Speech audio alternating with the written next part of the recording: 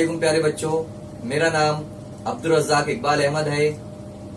बृहन मुंबई महानगर पालिका के वीटीसी क्लास में मैं आपका इस्तकबाल करता हूँ, खैर मकदम करता हूँ। आइए हम आज अपने लेसन की तरफ बढ़ते हैं।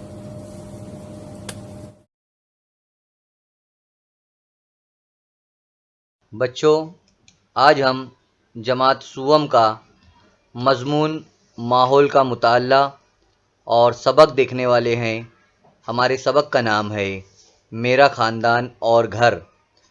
आज हम इस सबक से मुताल्लिक़ मालूमात हासिल करेंगे। इसमें हम हमारे ख़ानदान और घर के बारे में मालूमात देखेंगे। आइए हम अपने सबक की तरफ बढ़ते हैं।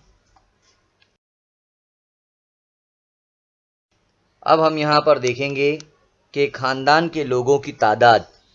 देखिए, आप लोगों के सामने जो तस्वीर नज़र आ रही है, इसमें ख़ानदान की अलग अलग 4 तस्वीर दी गई है। तो उसमें तादाद सब में अलग अलग दिखाई दे रही है।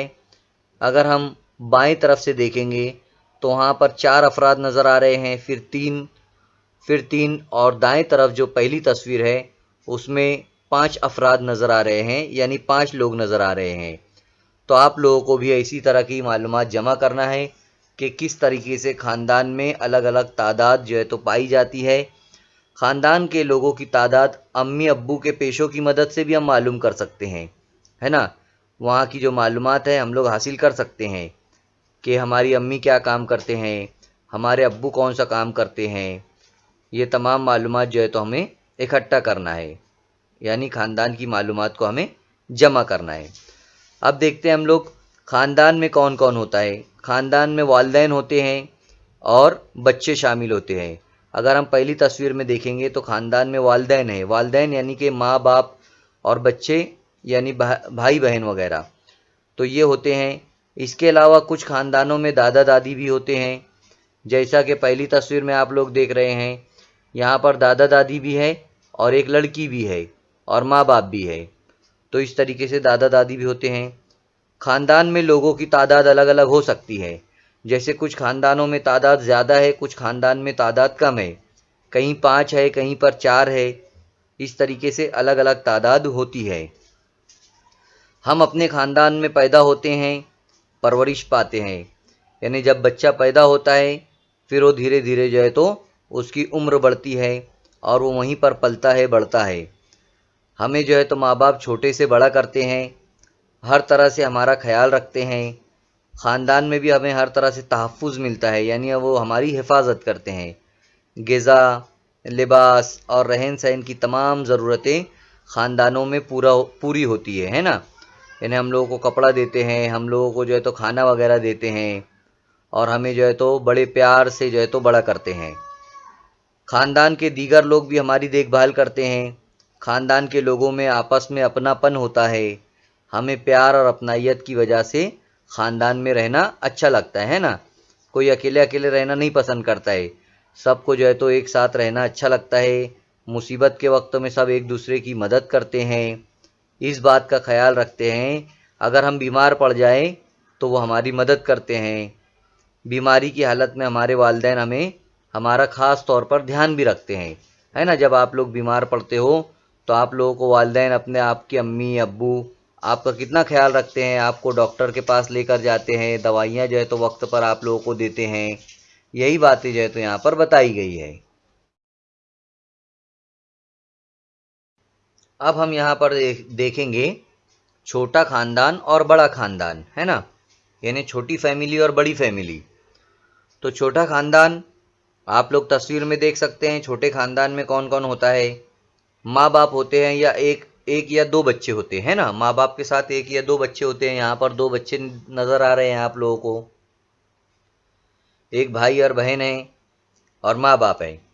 इसी तरह बड़ा ख़ानदान होता है। बड़े ख़ानदान में माँ बाप होते हैं, दादा दादी होते हैं, इसके अलावा चचा चची भी होते हैं और चचाजाद भाई बहन भी होते हैं।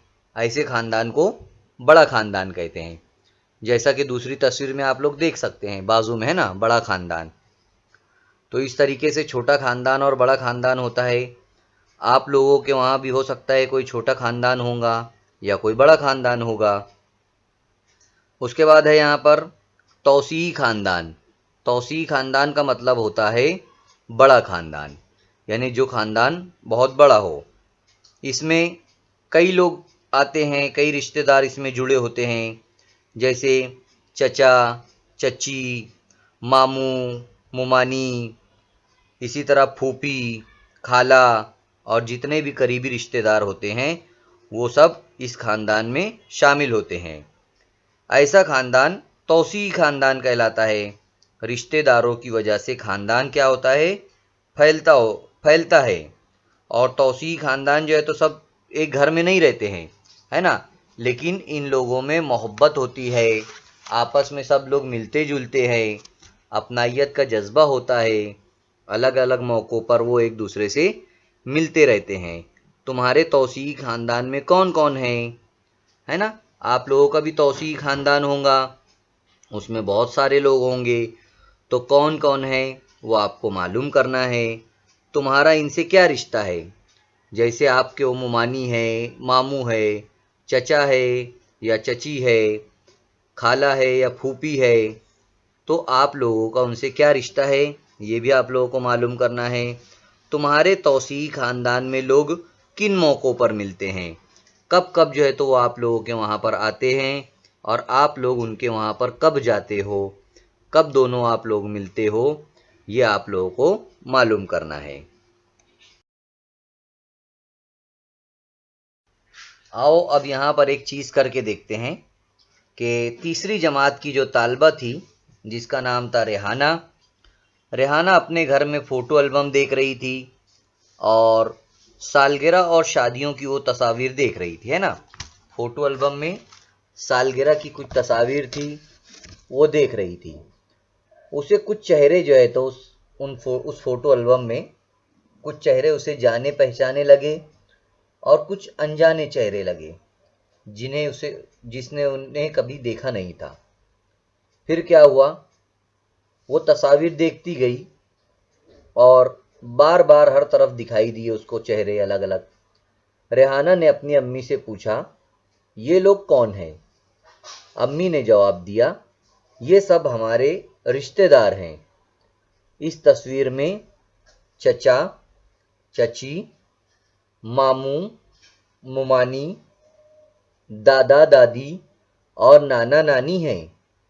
रेहाना ने अपनी अम्मी से कहा, मुझे अच्छी तरह समझाइए। अम्मी ने रेहाना को समझाने के लिए इस तरीके का एक खाका बनाया जो आप लोगों के सामने मौजूद है ना। इस खाके में आप लोग देख सकते हैं सबसे ऊपर लिखे हैं दादा दादी।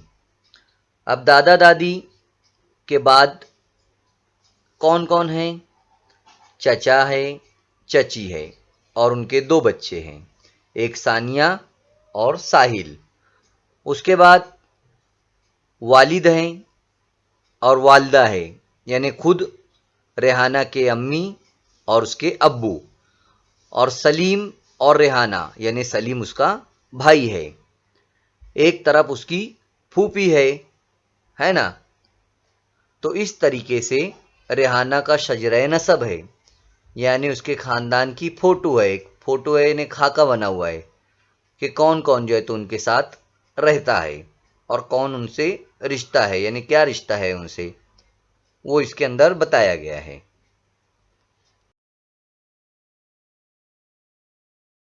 अभी यहाँ पर ख़ानदानी निज़ाम में तब्दीली, यानी वक्त के साथ साथ ख़ानदानी निज़ाम में भी तब्दीली आ रही है। पहले हम लोग देखते थे तो बहुत सारे ख़ानदान जो है तो ख़ानदान के अफराद एक साथ रहते थे, सब लोग मिलजुल कर रहते थे, बड़ा ख़ानदान होता था। दादा दादी, माँ बाप, चचा चची और हकीकी रिश्तेदार सब मिलाकर जो है तो एक ख़ानदान बनता था। इसे मुश्तरक ख़ानदान कहा जाता था। सब लोग एक साथ रहते थे, लेकिन मुलाजमत, कारोबार, तिजारत, इनकी वजह से लोग एक दूसरे से दूर चले गए काम को करने के लिए। कोई मुलाजमत के लिए चला गया, कोई तिजारत करने के लिए चला गया, कोई अपने कारोबार करने की वजह से चला गया। इस तरह इनके जो ख़ानदान थे वो अलग अलग बनते चले जाते हैं। ऐसे ख़ानदान को मुनफसल ख़ानदान कहा जाता है।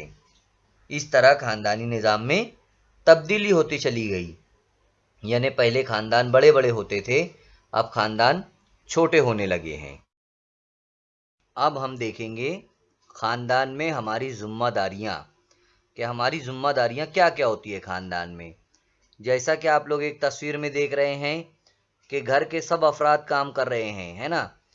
कोई जो है तो दवाई दे रहा है, कोई जो है तो किचन में देखिए, किचन में भाजी वगैरह या तो कुछ तोड़ रहा है, और बच्चा जो है तो कुकर बंद करने के लिए, गैस बंद करने के लिए शायद उधर जा रहा है।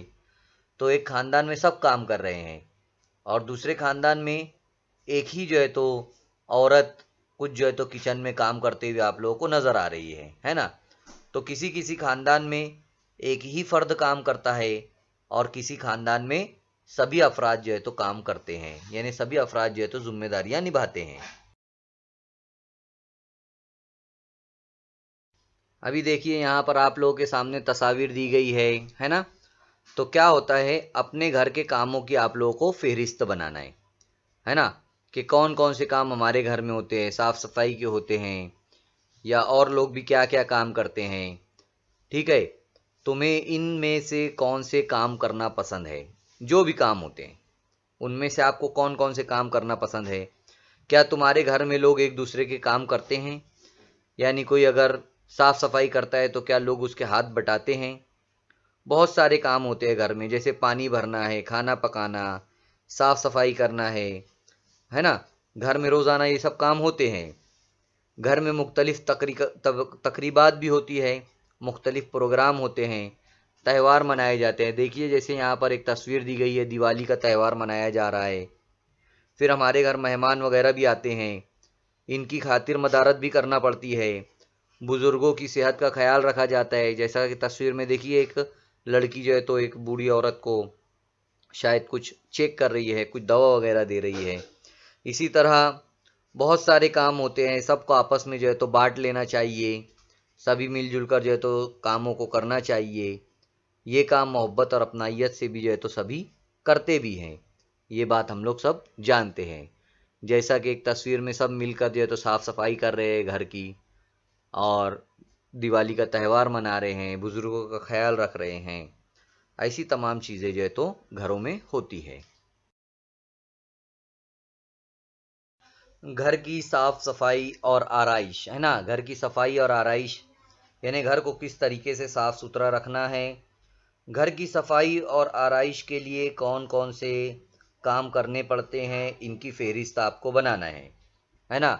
जैसा कि आप यहाँ पर तस्वीर में देख रहे हैं, तुम्हें यहाँ पर कुछ फ़र्क भी नज़र आ रहा होगा।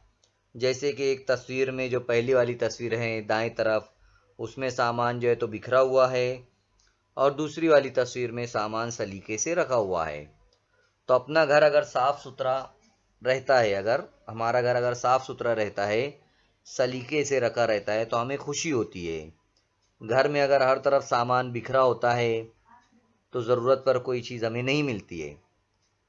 इसी तरह ख़ानदान के सभी लोगों की जिम्मेदारी है कि घर का कचरा यहाँ वहाँ पर ना फेंकें, इसे कचरे में खास जगह पर डालें, टोकरी वगैरह में डालें। कचरा घर के बाहर तो बिल्कुल ना फेंके, इससे अपना माहौल जो है तो साफ़ सुथरा रहेगा। अगर बाहर हम लोग फेंकेंगे तो माहौल गंदा होगा, है ना। और हमें और भी बहुत सारी बातें घर जहन नशीन करना चाहिए, जैसे घर का गीला और खुश्क कचरा अलग अलग करना चाहिए, है ना। जो गीला कचरा है उसके लिए अलग, उसे अलग रखना चाहिए। जो सूखा कचरा है उसे अलग रखना चाहिए। अलग अलग दो टोकरियाँ बनाना है हमें। गीले कचरे से खाद तैयार की जा सकती है, और सूखे कचरे से कागज़, शीशा और टीन अलग किए जा सकते हैं। इनका दोबारा अलग इस्तेमाल भी जो है तो हम लोग कर सकते हैं सूखे कचरे से। ठीक है, तो आप लोगों को ये बातें याद रखना है, और घर को जो है तो साफ सुथरा रखना है। अब देखिए यहाँ पर लिखा हुआ है, क्या तुम्हें मालूम है। क्या मालूम नहीं है हमें। Mobile, CD, DVD, pen drive, इसी तरह की जो कंप्यूटर वगैरह की जो इलेक्ट्रॉनिक अशिया होती है, चीज़ें होती है, वो अगर ख़राब हो जाती है तो हमेशा के लिए बेकार हो जाती हैं। इन बेकार चीज़ों को, जो कचरा जमा होता है इन बेकार चीज़ों का, इसे ई कचरा कहा जाता है। ई कचरा ठिकाना लगाना एक बहुत बड़ा मसला है ना। हमारे घरों में भी बहुत सारी चीज़ें जो तो ख़राब हो जाती है, इलेक्ट्रॉनिक चीज़ें, तो उन चीज़ों को ई कचरा कहा जाता है। देखो, यहाँ पर हमें घर सजाना है ना, घर की आराइश करना है। तो क्या करना पड़ेगा हमें? सब मिलकर तय करो कि घर की आराइश यानी घर को किस तरह सजाना है। आराइश का जो काम तुम्हारे लिए मुमकिन हो, इसके लिए घर की बड़े लोगों की मदद भी आप लोग ले सकते हो। जैसे कुछ खरीद कर लाना है तो पैसा तो लेना पड़ेगा ना हमें बड़े लोगों से, और अगर कोई ऊंचाई की चीज़ है, वहाँ हमारा हाथ अगर नहीं जाता है, तो वहाँ पर हम बड़े लोगों की मदद ले सकते हैं। और भी बहुत सारे काम हैं जहाँ पर हम बड़े लोगों की मदद ले सकते हैं। आराइश के लिए तुमने कौन सी चीज़ें इस्तेमाल की है ना। घर को सजाने के लिए हम बहुत सारी चीज़ों का इस्तेमाल करते हैं, तो आप लोगों को पता होगा कि कौन कौन सी चीज़ें इस्तेमाल की जाती है। अब घर की आराइश के लिए किन चीज़ों का ज़्यादा इस्तेमाल ना किया जाए, इनके नीचे आप लोगों को गलत का निशान यानी क्रॉस का सिंबल जो है तो बनाना है। और ऐसा क्यों, है ना, निशान बनाओ और बताओ कि इनका इस्तेमाल क्यों ना करें, यानी इसे इस्तेमाल क्यों ना करें। जैसे यहाँ पर बहुत सारी चीज़ें दी गई है, जैसे फूल है, थर्माकोल, प्लास्टिक, झंडियाँ, रंगोली और कीमियाई रंग। अब इनमें से कौन से चीज़ें मुनासिब है घर को सजाने के लिए और कौन सी गैर मुनासिब है, यह आप लोगों को समझना है, ठीक है। और उसके आगे निशान लगाना है जहाँ पर बताया गया है। किताब में जो है तो ये दिया हुआ है, पेज नंबर 109 109 के ऊपर। तो आप लोगों को ये अमल करना है। अब हम यहाँ पर देखेंगे त्यौहार और तकारीब के बारे में, है ना। हम लोग बहुत सारे त्यौहार मनाते हैं, मुख्तलिफ प्रोग्राम हमारे होते रहते हैं, तो इनके बारे में सवालात भी है कि हम त्यौहार व तकारीब क्यों मनाते हैं, और दूसरा ये है कि इनसे हमारा क्या ताल्लुक़ रहता है ना। यानी जो भी हम त्यौहार मनाते हैं, तो हमारे त्यौहार तकारीब किन चीज़ों से ताल्लुक़ रखते हैं, है ना, ये देखना है हमें। तो हम ख़ानदान में कई त्यौहार मनाते हैं, आप जानते हैं। ख़ानदान के अलावा हमारे मुल्क के मुख्तलिफ़ इलाक़ों में भी मुख्तलिफ़ त्यौहार अलग अलग मनाए जाते हैं। ज़राअत हमारे मुल्क का अहम पेशा है, यानी खेती बाड़ी हम लोग करते हैं, अनाज उगाते हैं, तो ये हमारे मुल्क का अहम पेशा है। हमारे अक्सर त्यौहार ज़राअत और माहौल से ताल्लुक़ रखते हैं, यानी खेती बाड़ी के जो हमारा पेशा है उससे हमारे त्यौहार ताल्लुक़ ज़्यादातर रखते हैं। जैसे होली मौसम बहार के इस्तकबाल का त्यौहार है। जब बहार का मौसम आने वाला होता है तो होली खेली जाती है अलग अलग रंगों से। इसी तरह पंजाब में जब फसलों की कटाई होती है तो उस मौके पर बैसाखी का त्यौहार मनाया जाता है। महाराष्ट्र में बुआई के बाद, यानी बीज को जब बोया जाता है ज़मीन के अंदर, तो उसके बाद बैलों का पोला मनाया जाता है, बैलों को सजाया जाता है, उनको अलग अलग रंग दिए जाते हैं। इसी तरह तमिलनाडु में पोंगल और केरला में ओणम के त्यौहार मनाए जाते हैं। ये फसल की कटाई के मौके पर मनाए जाते हैं। दशहरा, दिवाली, गुड़ी पाड़वा, ये त्यौहार खेतों की फसल हाथ आने के बाद मनाए जाते हैं।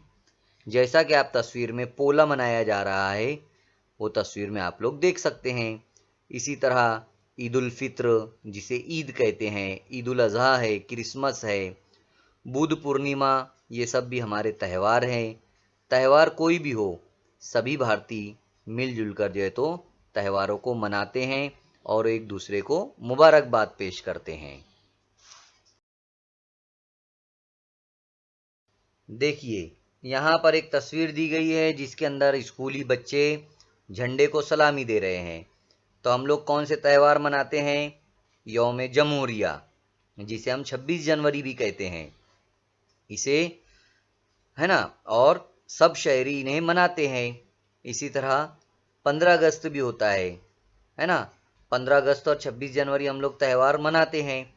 15 अगस्त 1947 को हमारा मुल्क अंग्रेज़ों की गुलामी से आज़ाद हुआ था और 26 जनवरी 1950 को दस्तूर बनाया गया था और हम पर नाफिज किया गया था।